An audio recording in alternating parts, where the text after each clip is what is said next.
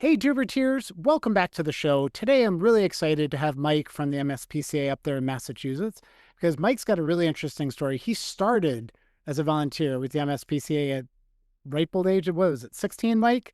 And That's now, right. fast forward, we won't say how long, fast forward a couple years later, Mike is now in charge of all of their locations. So, Mike, welcome to the show.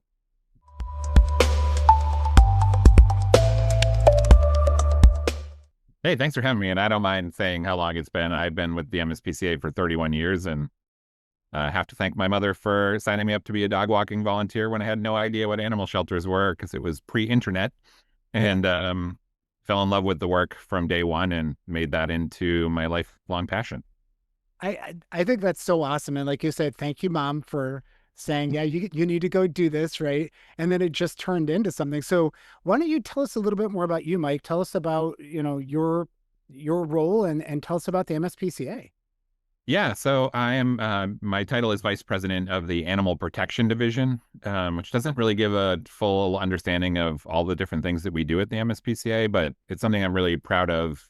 What I would say is that we do sort of a full spectrum of animal welfare work in that, it's really been a passion of mine to be in this organization for a long time because we do so many different things to impact the well-being of animals. And also, from a leadership standpoint, one of the things that I feel really passionate about is constantly evolving our programs to meet the current needs and trying to do the work that we can do to be able to help as many animals as possible. So what currently is our programming deck is that we do run 4 animal shelters spread across the eastern side of Massachusetts.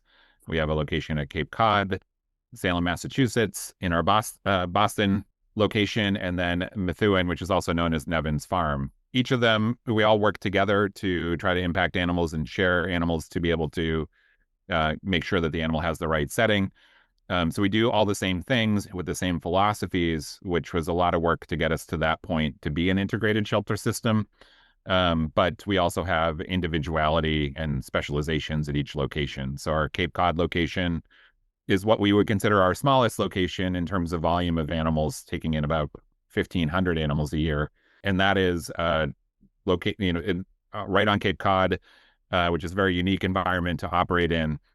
Take in local animals, but also take in specialization and cat relocation to the Cape. We just opened a cat relocation center at the Cape, and we're going to grow that program to help as many cats as we can. Our Boston location is an urban setting. It's also attached to the other part of our organization, which is the hospital division. So we operate Angell Animal Medical Center in Boston, and we share a building with our Boston shelter and the hospital. Talk a little bit about why that matters in a moment, but we do see a lot of a lot of high activity in that location given the urban setting. In Salem, also known as Northeast Animal Shelter, that's the newest to our organization. We merged Northeast Animal Shelter into our organization in 2021, and it's the largest relocation center for cats and dogs in New England.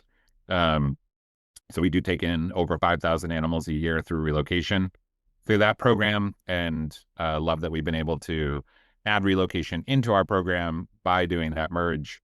And then Methuen, where I started my career back in 1994 as a volunteer, is a large animal shelter that also has an equine and farm animal center attached to it. So we do all sorts of different species, including equine and farm animals. And most of those animals come through the work that we do to protect animals throughout the state, as we have a humane law enforcement department that is charged with their state police commissioned officers that have a specialty in enforcing the animal cruelty laws in Massachusetts. And we cover all 351 cities and towns to do those investigations, work with other local and federal organizations to protect animals. And they do bring in a large number of animals either through seizure or surrender to our organization so that we can give them safety, rehabilitate them, and ideally get custody to be able to adopt them out through the legal process. We also have an advocacy department that works on legislative initiatives and policies to protect animals. We're currently focusing on, we just launched a program called Action for Pet Inclusive Housing, and we're trying to tackle the biggest issue that's threatening animals in our community, which is not enough pet inclusive housing to allow people to stay with their animals. Yeah. Um, So we're working on that. And we do have a community outreach program that are focused on 9 communities in Massachusetts that are historically excluded from access to affordable resources. So we provide resources to those communities, pet supplies, a lot of food support. So we do provide millions of pet meals a year to help with overall food insecurity for the family.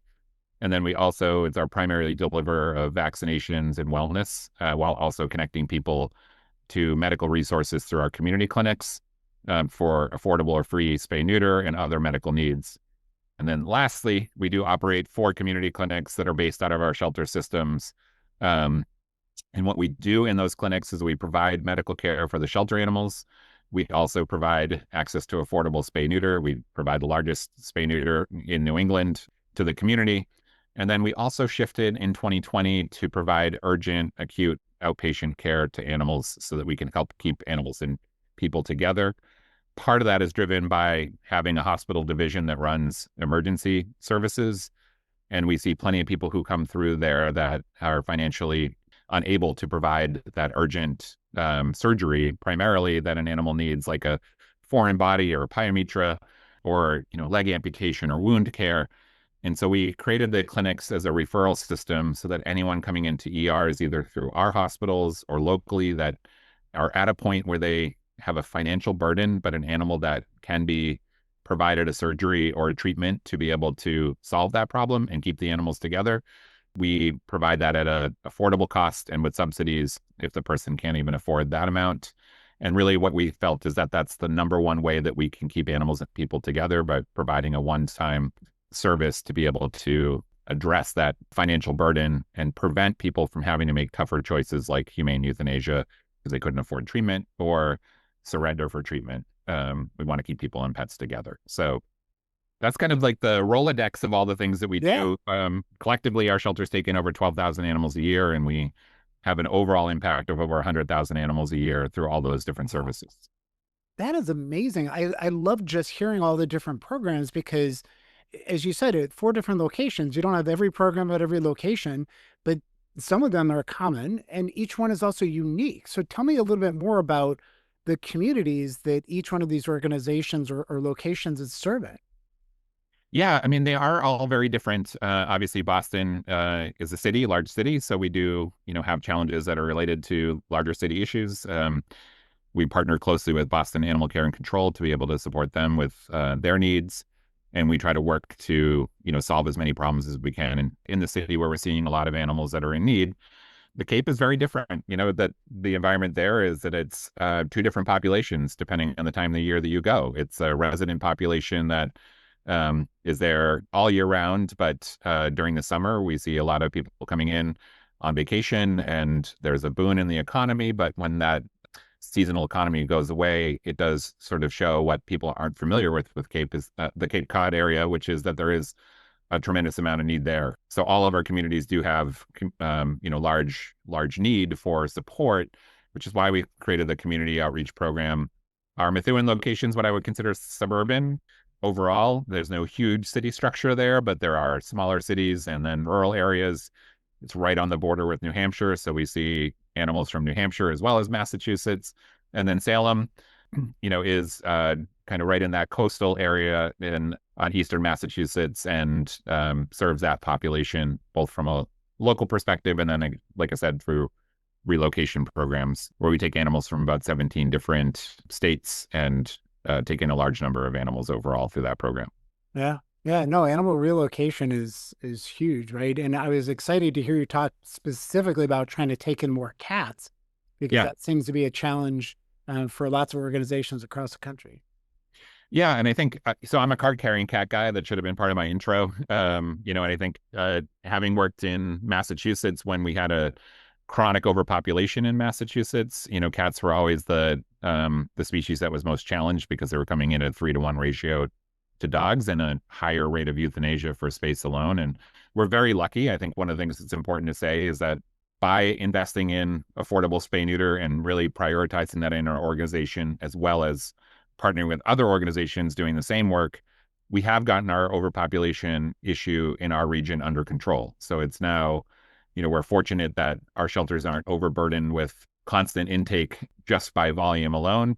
And that gives us the flexibility to help out other organizations in other parts of the country, allows us to help out organizations in Massachusetts that need assistance. And we do prioritize providing that assistance, whether it's professional support to help an organization stabilize in a way that they may have destabilized in, or whether it's transfer of animals or partnering on spay-neuter resources. We feel strongly that success isn't just about the MSPCA having success, it's about all of us having success.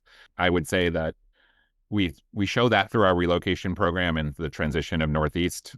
When we merged, Northeast was taking in animals in a very different way. A lot of those animals were coming in requiring the organization to spay and neuter them in advance, and taking the highest, most adoptable animals, and not doing a lot of local work. And when we merged, what we did is, first of all, we launched community outreach in that location, offering spay neuter as a resource through the shelter. But also, when it came to relocation, we redesigned how we wanted to work with relocation. We wanted to take the animals that the shelter is most needed to send, not just the easiest ones to adopt. Those animals can get adopted in the communities that already are existing in, and that didn't feel important for us to take those animals out when they could find a home through those shelters. Instead, we focus on larger breed dogs. We take in animals that are not spayed and neutered, so those resources for spay neuter can stay at the shelter that's dealing with a large community population issue. And we really want to help. We have a strength in medical resources, so we try to prioritize that when there's a specific medical issue that's appropriate for a relocation that we can take on. And I think that's just important to note, that it's in service of the shelters that are overburdened, and recognizing the challenges that they're having and wanting to support them in the way that they need support, not just the way that we want to take in animals for adoption. And I'm going on, but I'd say that's a kind of a core belief for me that I want to make sure I state, which is, having been in animal welfare for 31 years, I've seen a lot of times where organizations just separate over differences of opinion, over euthanasia choices. This terminology of no-kill and high-kill shelters have emerged, and we tend to label each other. And I feel strongly that what I see success for animal welfare is us all not separating over our small differences, but finding a way to struggle to stay together over the things that we always have in common, which is helping animals, and trying to work as one whole movement instead of looking at just the success of one individual organization compared to another. It's why we don't use any labels, and we really try to stand up and support other shelters and try to see success through all of us having success.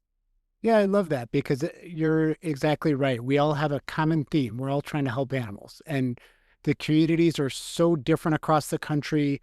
The challenges are so different. They're the same, but different. And every organization I talk to, it's no two are alike. It's not cookie cutter. And that's one of the things I like to highlight on the show, is the leadership styles and what is it going to take to be successful in these communities? What you talked about was 4 different locations with vastly different challenges, yet they're all still helping animals. So how do you, as a leader, how do you motivate your team with such a diverse set of programs and such a mentally taxing, compassion fatigue, type of industry? Well, first and foremost, I think we have to make sure that we find support systems for for the staff and volunteers that operate day in and day out all of these different programs. So one of the things we did last year is that we hired a full-time social worker, not be public facing, but to be internally facing, so that we are supporting staff through the traumas that they're going to experience in the work that we do. They're going to see animals that are neglected or abused. They're going to see, large number of animals coming in. They're going to deal with euthanasia. They're going to deal with all of these different things that are really hard for any of us to take on, and always harder when we don't provide support and work together to make sure everybody's taken care of. So we invest in that as much as we can to make sure our staff are healthy and able to do this job long term. And I think that shows in our culture that when we support our staff and we provide opportunities to address their needs, as well as celebrate our wins and not forget to celebrate our wins, and also make sure that we can financially reward people whenever we have the ability to do so. I think those are all important things, so that our teams are supported as much as we possibly can, and knowing that they're going to deal with some of the things that are just really challenging. then it just really comes down to how we want to position our philosophies in the way that we approach the work. I think one of the things that's really important to be able to build integration through all the different things that we do is come to a core belief that we aren't going to villainize people for the challenges that face our work.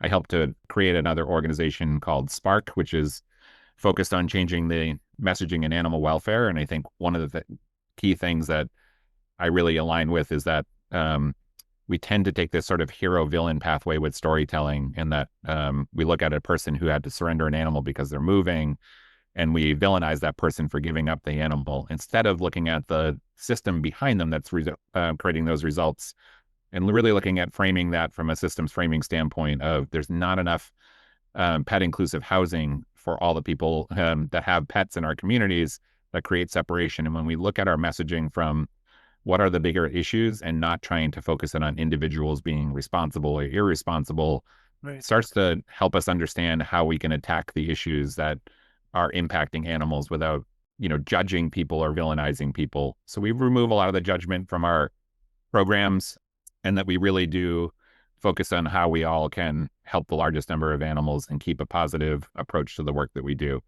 And I think that we get a lot of buy-in because that's a much better feeling culture to be part of than some of this more negative approach that you see in animal welfare a lot. As you know, it's hard. It's still, there's still people behind these things, and we sometimes we get emotionally caught up in these things. But I love your philosophy. It's don't judge. You just, one of my favorite quotes is "Be kind, because everyone you meet is battling something you know nothing about." Yeah. And it could be financial stress, it could be family stress, it could be you just don't know, and accept people for where they are and try and, as you said, like, here's what we can do, here's how we can help you. Your focus and your compassion is helping animals, and that goes along with the people. And we know from being in this industry that the animals are better off in homes. And if we can help them to not have to surrender their animal, help them with resources, help them with alternatives, people generally don't want to surrender their animals. Yeah, no, and I think you're absolutely right. And I think one of the lessons that I learned in my career is surrender is a service that we provide, and we should provide it in the same way that we provide any other service, and should be free of judgment. It should be with compassion, should be with empathetic listening.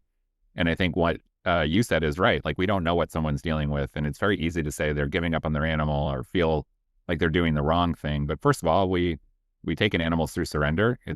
We're saying this is a service. We shouldn't villainize people for taking on that service. And I think when we start to really listen and empathize, we can understand what they're dealing with. And if there's a surrender prevention pathway that makes sense and it works for the person, that's awesome. And there should be more of that. But sometimes surrender is the right choice for the person, and we should allow for that to be provided with the same compassion we would show an adopter or volunteer or anyone else. And I think that's the part that I think we get really tripped up on, because that's our own stress that we're internalizing when someone's bringing in what we're feeling is not just, we're not feeling what they're feeling. We're not recognizing what they're dealing with. We're thinking about, where am I going to put this animal? How am I going to find a home for this animal when I have so many others? Or is this a placeable animal? And then we start to get into the wrong setting. And I had to learn that myself. I can recall a time in which, in a management role, I was at the front desk and started to feel myself project my stress about managing the shelter on the people that were coming through the door. And I'd be their first interaction, and I'd say, like, well, why are you surrendering your animal? Like, the way I approached it was just really not how I wanted to coach other staff and model for other staff how to treat people. And I remembered one day when I just recognized, I don't think I'm doing this right. And held a staff meeting the next day and said, look, I don't think I'm showing up the way that I want to. I think I'm teaching you guys the wrong approach. I need to take accountability for my own actions and ask you all to help me do better. While else, I think we can do better and show up with more compassion when people are surrendering animals than we're showing on a day-to-day basis, and when I'm showing you all in my actions. And from there, we kind of had a, silly, but also stuck with us. Everyone was energized, wanted to go in that direction, and we called it #SurrenderLove, that we were going to now Oh, I love that. change how we approached surrenders and hold each other accountable. So I gave everyone permission, like, look, if I talk to somebody and I have that edge, I need you to tap me on the shoulder and remind me that I need to do better. And that was really powerful, and I think informed a lot of that judgment-free approach that we now see throughout all of our different programs, including our law enforcement department. Like, talk about people who are dealing with some of the most traumatic work that we can imagine. Yeah. But we also can have an impact when someone is, we've shifted our resources, that when the complaint is driven from a resource issue, now our officers are connecting them into medical resources in other ways rather than trying to convince them to surrender or to try to seize the animal. And we keep the legal part of it in the place that it needs to be for those situations in which, truly there is a crime happening, and not applying it to when someone is dealing with a challenging situation that they need support, not, Yeah. not punishment. So Yeah. it's They need respect. They need to be understood and empathy and need to be heard. And yeah, I totally understand. And I love your hashtag, right? yeah, Surrender love. That kind of helps to just put you in the mindset, because we all have our own challenges, right? You have your own personal life and stresses and things, and somebody cuts you off on the way into the office, and we take it out on other people because that moment, or that's just the state of mind we're in. So it's a really important thing to just say, hey, you need to tap me on the shoulder and say, here, let me take this one for you, right? Go take a breath, get a cup of yeah, coffee, right? And get yourself back in the mindset that you want to project yourself. That's a really important lesson. So, Mike, as we kind of start coming into the end here, I've got yeah. some lightning round questions so we can learn a little bit more about you. I think I know the answers to some of these, but let's see how right I am. All right, fire away. So, puppy breath or kitten purrs? Which one is the ultimate stress reliever? Kitten purrs, 100%. Yeah, that's like that. I knew that one was going to be. I like puppy breath, but nothing beats a purr, right? Yeah, exactly. The little kitten purrs. Do you have a go-to song when you need to get pumped up for a tough day? Probably the Black Eyed Peas. There you go. Anything there, they're usually pretty energetic. Yeah, I love that. You just found $100 bill and you have to spend it in the next 5 minutes. What are you buying? I'm buying pet food to give to our community outreach team to distribute to people in need. Nice. I like that. If you could go back and tell your younger self one thing you've learned from being a top dog over the years, what would it be? I think I would say that I need to listen more and talk less. Not always an easy thing for me. I'm a chatty person, but I think I should be listening twice as much as I'm talking. And, I think when you do that, you may be a little less supercharged. And I was a pretty supercharged young person that had a strong opinion on everything. I still have a strong opinion, but I think I deliver it in a way that allows for more space now for people to feel like they can contribute or push back on my opinion is in a way that maybe I didn't do when I was younger. Yeah. No, I like that. That's a really good lesson. A really good lesson to learn, and something I have to remind myself of all the time, right? We all have so much we want to say, but we have two ears and one mouth, right? So we should Yep. listen twice as much as we talk. So, Mike, thank you very much for coming on the show. Thank you for sharing, what MSPCA is doing. I love all of the different programs and the impact that you're having. I mean, 12,000 animals intake, but 100,000 animals that you're impacting is just such an amazing statistic for the impact that you're having on your community. Is there anything else you wanted to share before we wrap things up today? No, just I would say that if anybody wants to interact with our organization, we love working with other shelters and always here for support. So if anybody needs anything, they should never hesitate to reach out to us. Great way to end the show. So, Mike, thank you again for coming on. Thank you for everybody for listening, and have a great day. Thanks so much, Chris.